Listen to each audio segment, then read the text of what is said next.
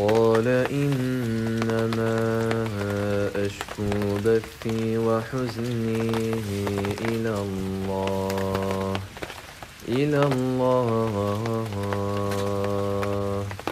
وأعلم من الله ما لا تعلمون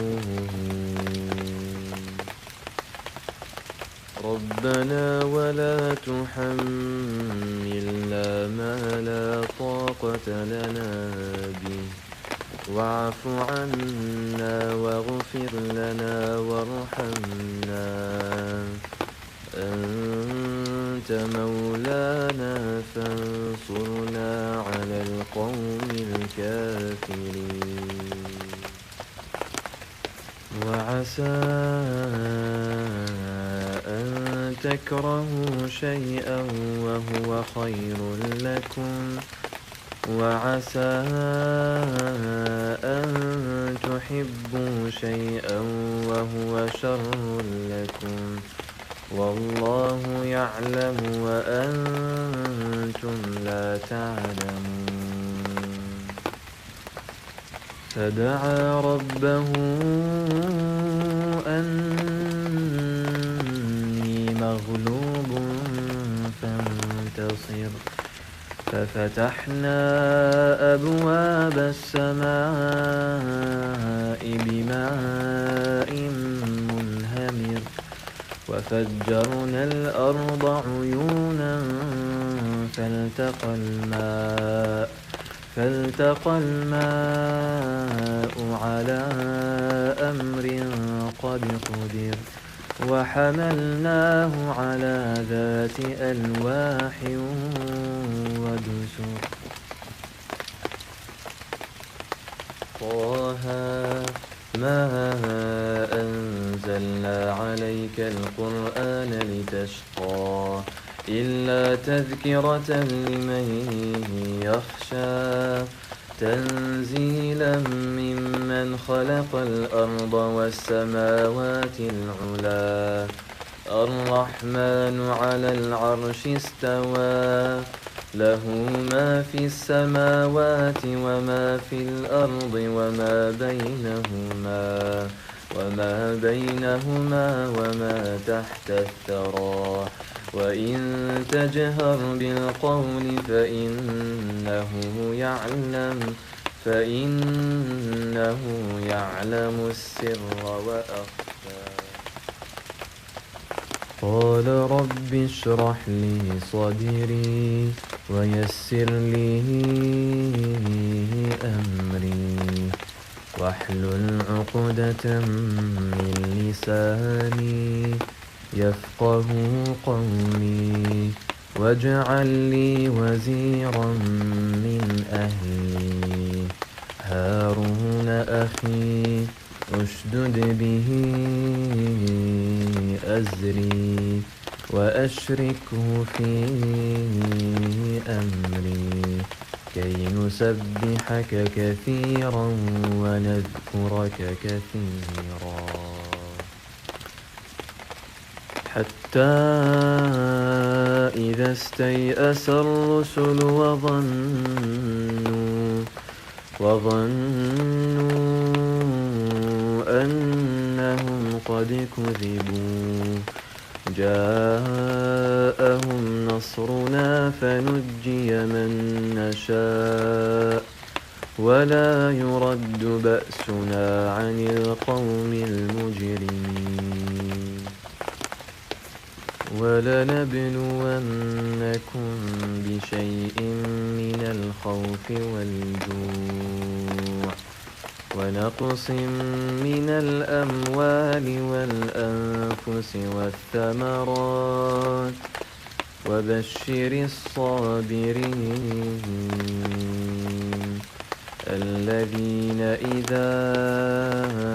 أصابتهم مصيبة قالوا إنا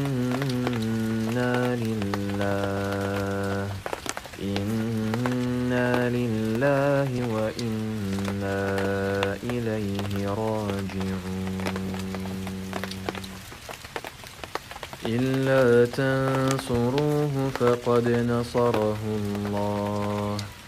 إذ أخرجه الذين كفروا ثاني اثنين إذ هما في الغار إذ يقول لصاحبه لا تحزن إن الله معنا الذين آمنوا وتطمئن قلوبهم بذكر الله ألا بذكر الله تطمئن القلوب الذين آمنوا وعملوا الصالحات طوبى لهم وحسن مآب وأن ألق عصاك فلما رآها تهتز كأنها جان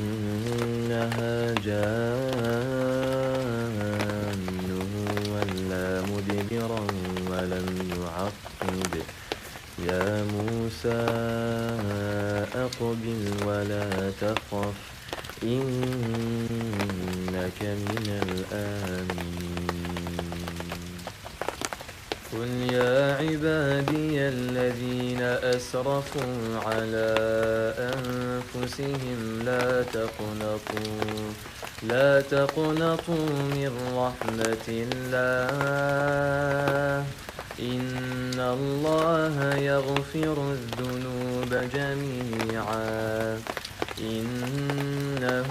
هو الغفور الرحيم وأنيبوا إلى ربكم وأسلموا له من قبل أن يأتيكم العذاب ثم لا تنصرون ألم نشرح لك صدرك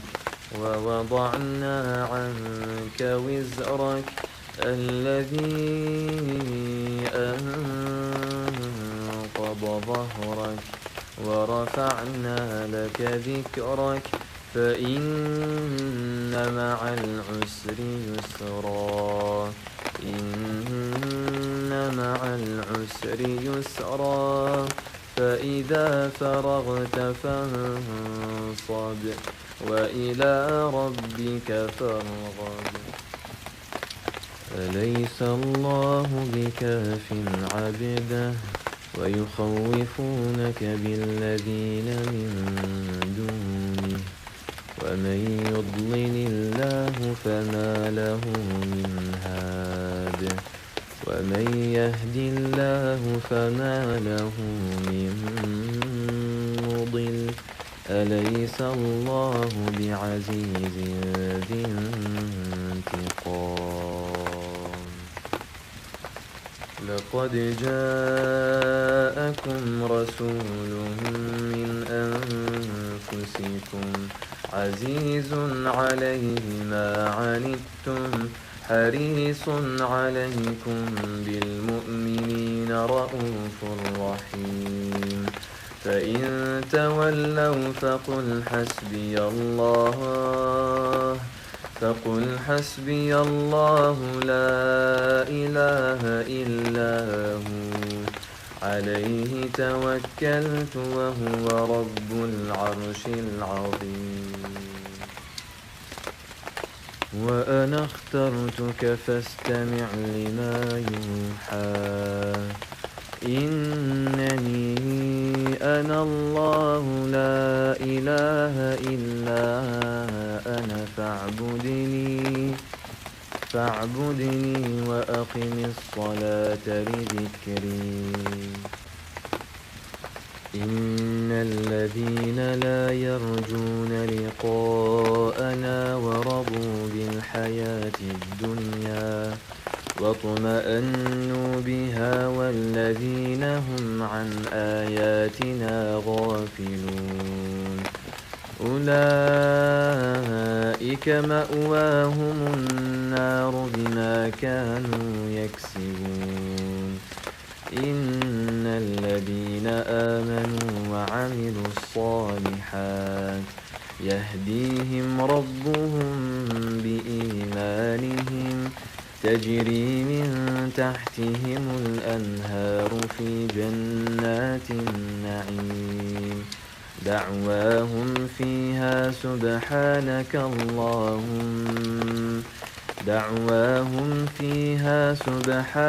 اللهم وتحيتهم فيها سلام وآخر دعواهم أن الحمد لله رب العالمين. وإذ قال إبراهيم رب أرني كيف تحيي الموتى قال أولم تؤمن قال بلى ولكن ليطمئن قلبي قال فخذ 4 من الطير فصرهن إليك ثم اجعل على كل جبل منهن جزءا ثم ادعهن يأتينك سعيا واعلم أن الله عزيز حكيم. أوليس الذي خلق السماوات والأرض بقادر على أن يخلق مثلهم بلى وهو الخلاق العليم. إنما أمره إذا أراد شيئا أن يقول له كن فيكون فسبحان الذي بيده ملكوت كل شيء وإليه ترجعون. وأن ليس للإنسان إلا ما سعى وأن سعيه سوف يرى ثم يجزاه الجزاء الأوفى وأن إلى ربك المنتهى وأنه هو أضحك وأبكى وأنه هو أمات وأحيا وأنه خلق الزوجين الذكر والأنثى من نطفة إذا تمنى وأن عليه النشأة الأخرى وأنه هو أغنى وأقنى. ما أصاب من مصيبة إلا بإذن الله ومن يؤمن بالله يهد قلبه والله بكل شيء عليم. وأطيعوا الله وأطيعوا الرسول فإن توليتم فإنما على رسولنا البلاغ المبين. فخلف من بعدهم خلف أضاعوا الصلاة واتبعوا الشهوات فسوف يلقون غيا إلا من تاب وآمن وعمل صالحا فأولئك يدخلون الجنة ولا يظلمون شيئا. جنات عدن التي وعد الرحمن عباده بالغيب إنه كان وعده مأتيا. ودانية عليهم ظلالها وذللت قطوفها تذليلا ويطاف عليهم بآنية من فضة وأكواب كانت قوارير من فضة قدروها تقديرا ويسقون فيها كأسا كان مزاجها زنجبيلا عينا فيها تسمى سلسبيلا وأما من خاف مقام ربه ونهى النفس عن الهوى فإن الجنة هي المأوى يسألونك عن الساعة أيان مرساها فيما أنت من ذكراها إلى ربك منتهاها إنما أنت منذر من يخشاها كأنهم يوم يرونها لم يلبثوا إلا عشية أو ضحاها قال علمها عند ربي في كتاب لا يضل ربي ولا ينسى الذي جعل لكم الأرض مهدا وسلك لكم فيها سبلا وأنزل من السماء ماء فأخرجنا به أزواجا من نبات شتى كلوا وارعوا أنعامكم إن في ذلك لآيات لأولي النهى وقل رب أعوذ بك من همزات الشياطين وأعوذ بك رب أن يحضرون حتى إذا جاء أحدهم الموت قال رب ارجعون لعلي أعمل صالحا فيما تركت كلا إنها كلمة هو قائلها ومن ورائهم برزخ إلى يوم يبعثون قل الحمد لله وسلام على عباده الذين اصطفى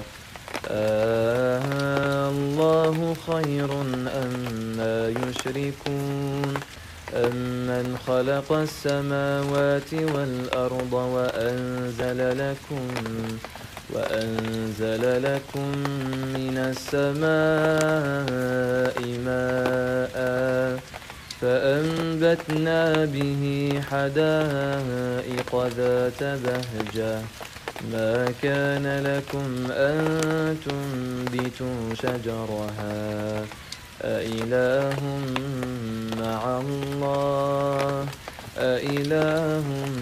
مع الله بل هم قوم يعدلون إن المتقين في جنات وعيون ادخلوها بسلام آمنين ونزعنا ما في صدورهم من غل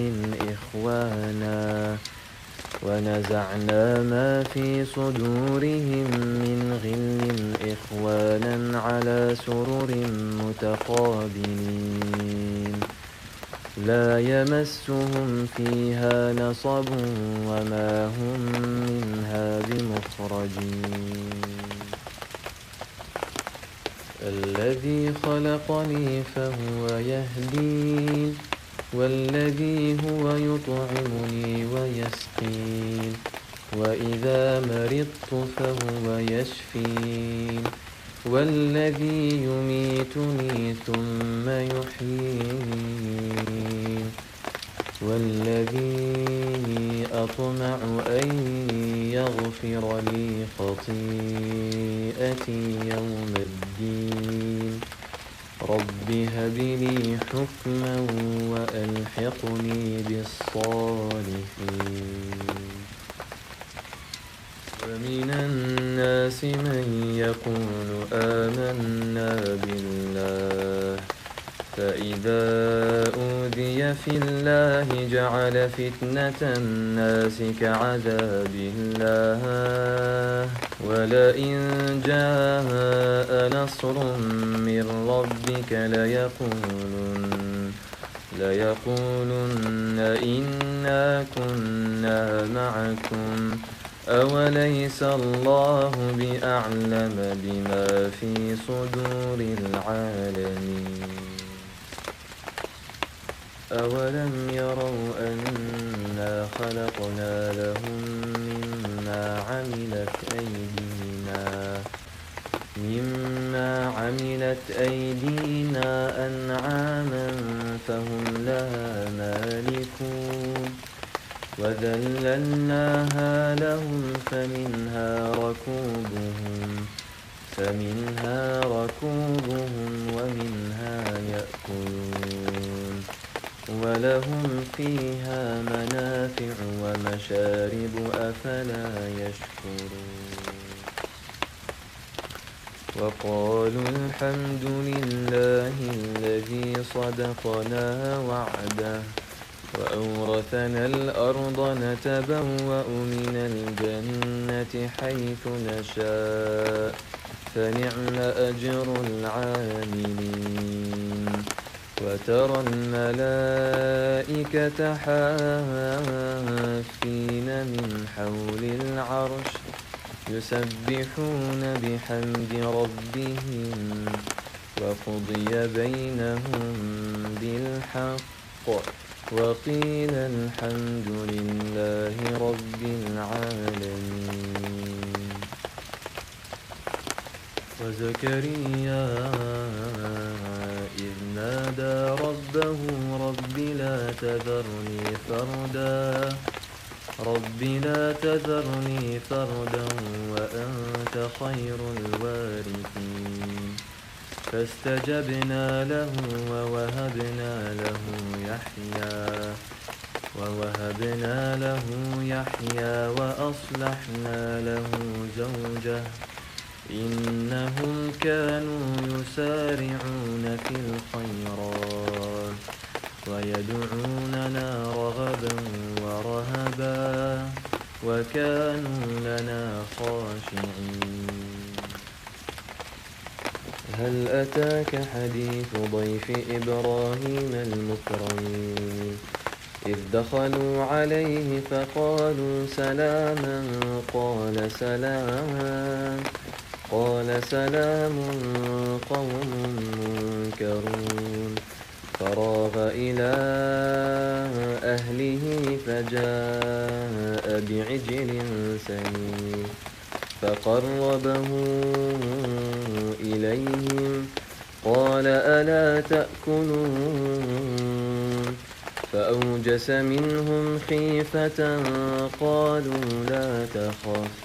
وبشروه بغلام عليم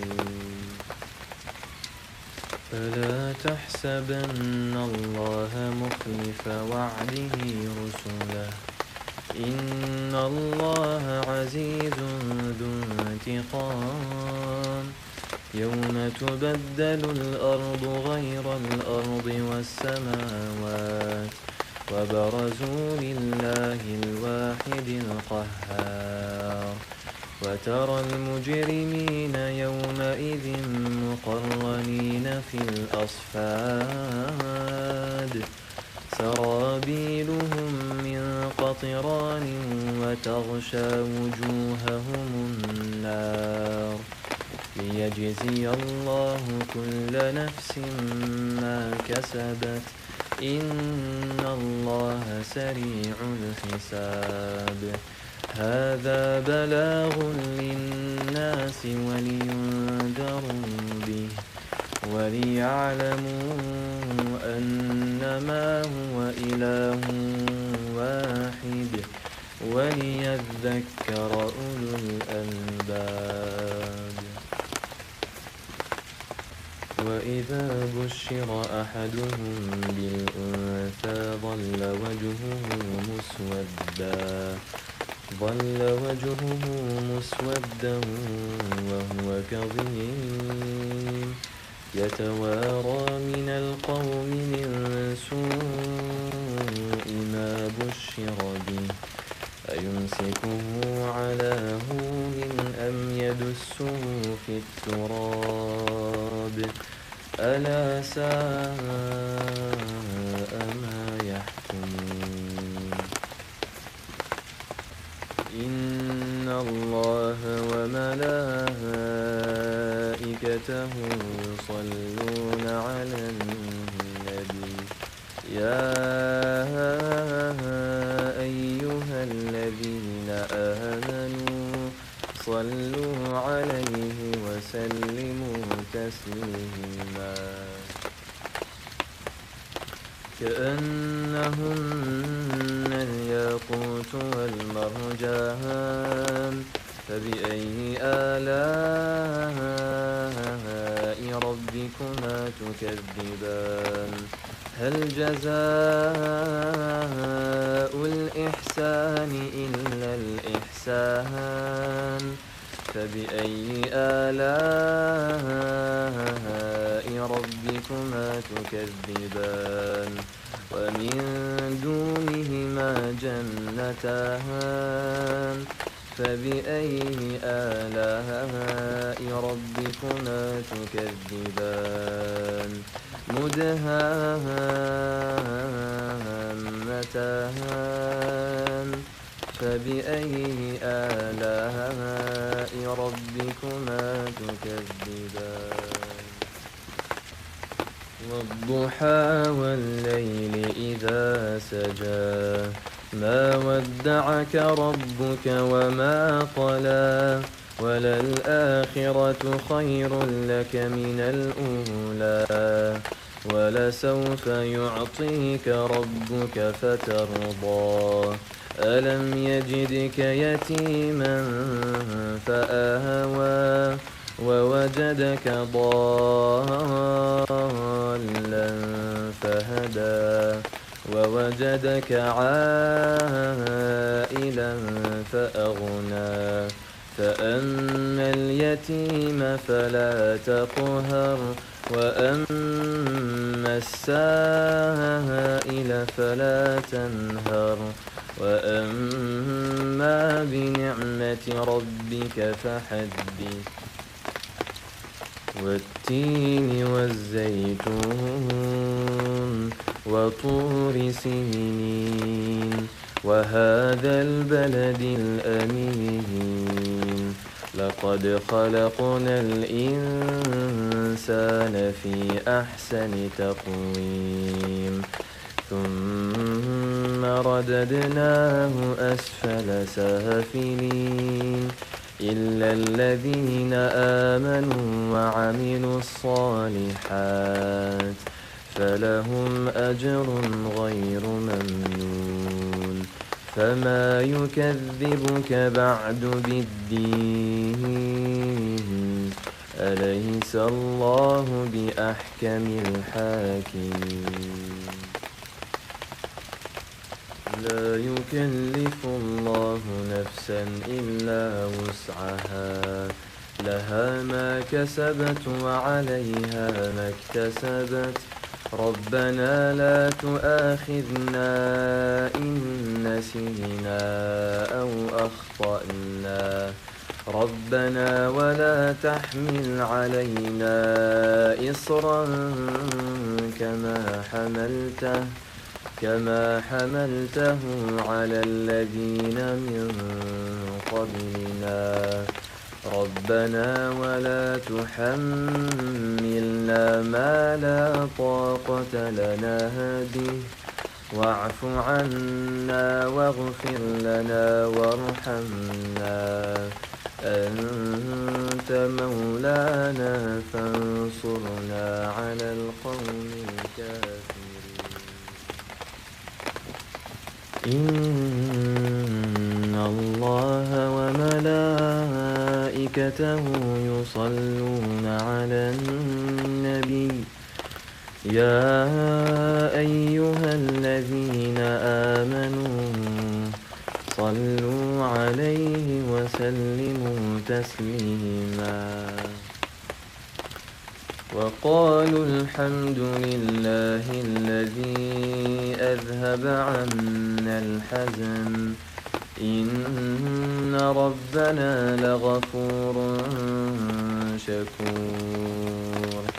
الذي أحلنا دار المقامة من فضله لا يمسنا فيها نصب ولا يمسنا فيها لغوب. والذين كفروا لهم نار جهنم لا يقضى عليهم فيموتوا ولا يخفف عنهم من عذابها كذلك نجزي كل كفور. الله نور السماوات والأرض مثل نوره كمشكاة فيها مصباح المصباح في زجاجة الزجاجة كأنها كوكب دري يوقد من شجرة مباركة زيتونة لا شرقية ولا غربية يكاد زيتها يضيء ولو لم تمسسه نار نور على نور يهدي الله لنوره من يشاء ويضرب الله الأمثال للناس والله بكل شيء عليم. الله لا إله إلا هو الحي القيوم لا تأخذه سنة ولا نوم له ما في السماوات وما في الأرض من ذا الذي يشفع عنده إلا بإذنه يعلم ما بين أيديهم وما خلفهم ولا يحيطون بشيء من علمه إلا بما شاء وسع كرسيه السماوات والأرض ولا يؤوده حفظهما وهو العلي العظيم. وقالوا اتخذ الرحمن ولدا سبحانه بل عباد مكرمون لا يسبقونه بالقول وهم بأمره يعملون يعلم ما بين أيديهم وما خلفهم ولا يشفعون إلا لمن ارتضى وهم من خشيته مشفقون ومن يقل منهم إني إله من دونه فذلك نجزيه جهنم كذلك نجزي الظالمين. أولم ير الذين كفروا أن السماوات والأرض كانتا رتقا ففتقناهما وجعلنا من الماء كل شيء حي أفلا يؤمنون وعباد الرحمن الذين يمشون على الأرض هونا وإذا خاطبهم الجاهلون قالوا سلاما والذين يبيتون لربهم سجدا وقياما والذين يقولون ربنا اصرف عنا عذاب جهنم إن عذابها كان غراما إنها ساءت مستقرا ومقاما والذين إذا أنفقوا لم يسرفوا ولم يقتروا وكان بين ذلك قواما إن الله اشترى من المؤمنين أنفسهم وأموالهم بأن لهم الجنة يقاتلون في سبيل الله فيقتلون ويقتلون وعدا عليه حقا في التوراة والإنجيل والقرآن ومن أوفى بعهده من الله فاستبشروا ببيعكم الذي بايعتم به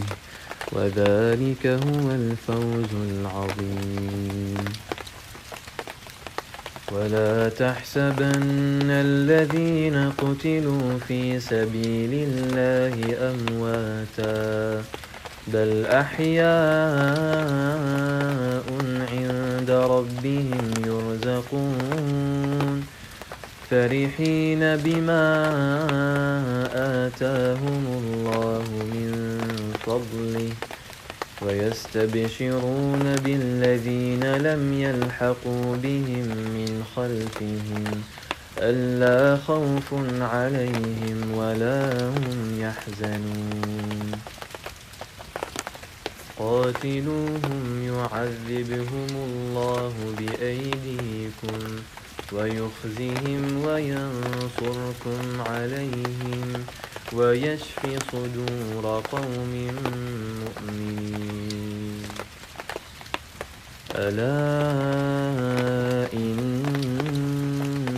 وعد الله حق ولكن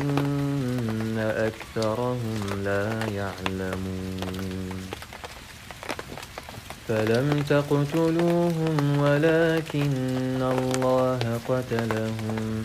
وما رميت إذ رميت ولكن الله رمى وليبلي المؤمنين منه بلاء حسنا إن الله سميع عليم ذلكم وأن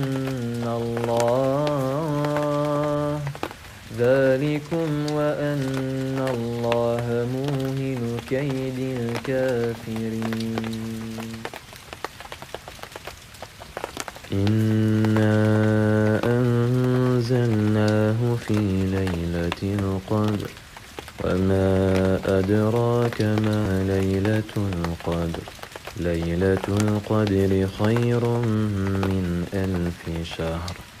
تنزل الملائكة والروح فيها بإذن ربهم من كل أمر سلام هي حتى مطلع الفجر شهر رمضان الذي أنزل فيه القرآن هدى للناس وبينات من الهدى والفرقان